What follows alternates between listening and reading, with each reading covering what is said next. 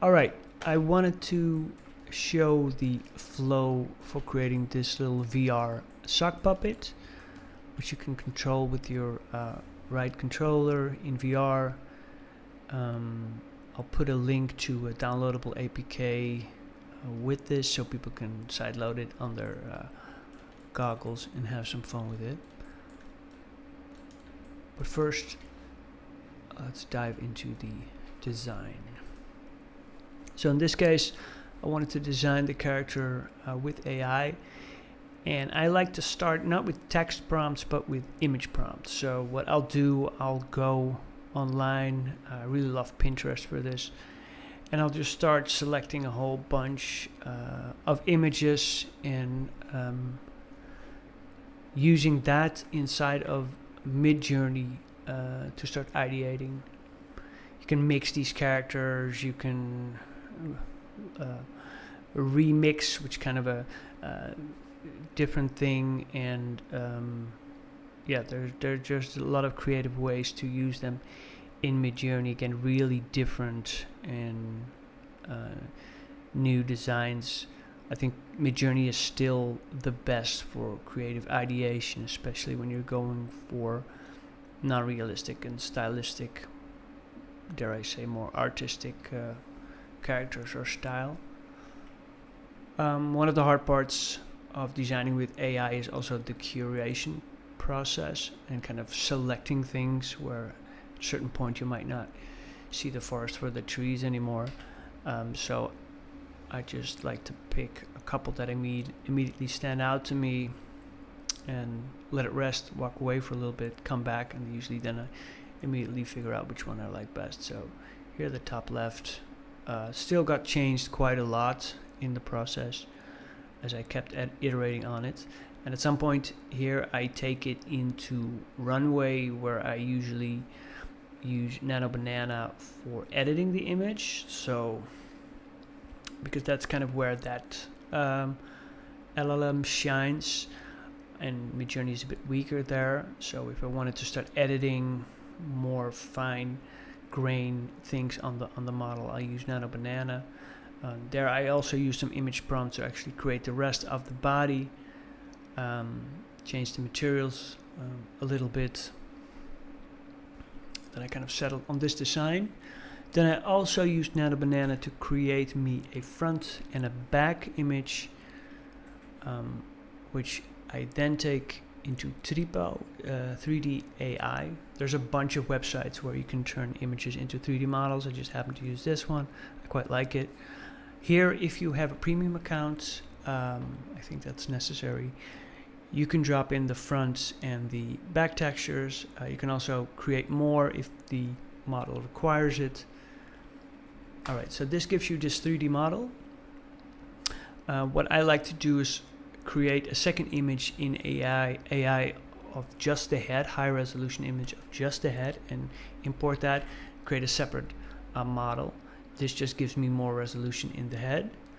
I export these models as is, no compression or retopology or anything. I take them into 3ds Max, and this is where I combine them. So I put the head, the high resolution head, on the body, take off the other head. Now I have a good reference object that I now take into Gravity Sketch. So here I usually put it on a separate layer, lock that layer, and make it a little bit transparent. Sometimes it kind of depends, and then it kind of looks like this. Then you start retopologizing. So you can see the color is the 3D model and the light gray is what I've been modeling over it.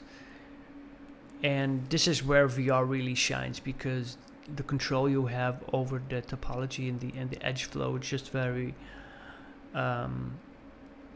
you get a really good sense of the 3D model, and it's just feels very like a very natural way to design that. And in my case, I changed the design quite a bit. I add these hard lines, these hard edges, so you'll see a little more clearly in a bit, that really give it more of that stylistic character look. So here you can see a screenshot from inside Gravity Sketch, where you can see those hard lines underneath the eye, on the nose, kind of in the cheeks, in the ears. Give it that kind of stylistic look to where I want it, and in other places I kind of keep it smooth. So basically this is the 3D model. It's done now. I decided not to do the lower body because I don't have any control over that. This being a sock puppet, it would just kind of look bad. So I just decided to work with what I have, which was just control over the upper body. Just make that. Then I exported it, take it into 3ds Max for some post-processing. Maybe some normals need to be flipped. Maybe some vertices need to be welded, just some cleanup, and then obviously adding the bones. So adding a simple skeleton and start to the weight painting. All right, then we have our 3D model done, and then we take it into Unity. So here you can see it in Unity, and it might be fun to show what I started with, because actually the design came later, and I started with this one because I really wanted to build the functionality first and not get too distracted with the visuals, this was a really helpful exercise for me to do it like this. So when this was completely done and working, that's when I did the design. So I already had the script. There were some things a little bit different, but I adjusted them to this model. I used Cloud Code integration in Visual Studio to program this for me, and it works really well, in my opinion. You just basically tell it where your Unity folder is, and it puts all the scripts in there, and it can find stuff in there as well. The only thing you need to do is take those scripts, put them on your 3D models, and hook them up with the various values and references. But it's kind of a piece of cake. It's quite amazing. I'll put a download link to the APK of this file with this tutorial or workflow video as well, so you can sideload it on your own VR goggles and have some fun with it. Some other things to mention is there was some design stuff that I already had figured out with the puppet that I wanted to do, for example, for the eyelids, just these rolling eyelids, and for the eyebrows, simply being able to move them up and down, rotate them for different kind of emotions. Also having the eyes just scale up really quickly, and hiding the eyelids.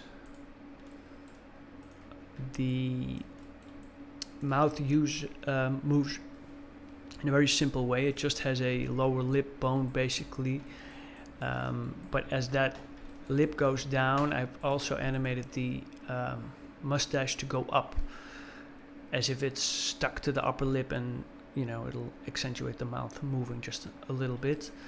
I say animate, but this is also animation through code. These are not blend shapes or anything, because in the end, this is also in communication with AI. This was way more performant, and you have a lot of control over it as well. So there's an extra button. So the thumbstick controls the eyes, the direction that they're looking. And there's another button that's really fun that instigates direct eye contact with you, the viewer in VR. There's some springy bones, not real physics, but some simple springy bone script AI made for the hairs. So they jiggle a little bit as the puppet moves around.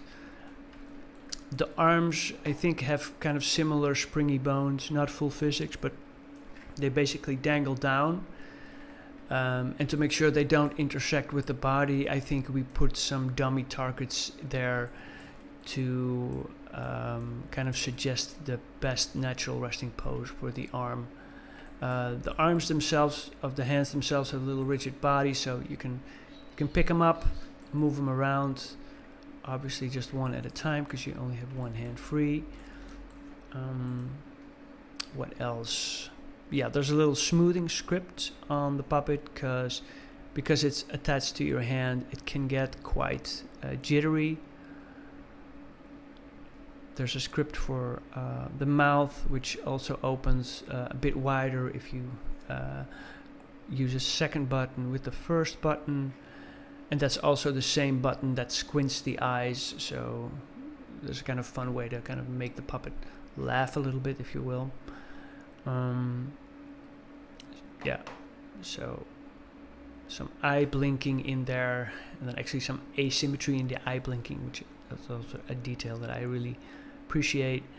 Eyebrows just going up and down and at an angle. Super simple stuff, but very effective in just creating some quick variation in emotions. Yeah, I think those mostly are the features. Alright, so that was my little workflow video for this VR hand puppets, and I hope it's been insightful.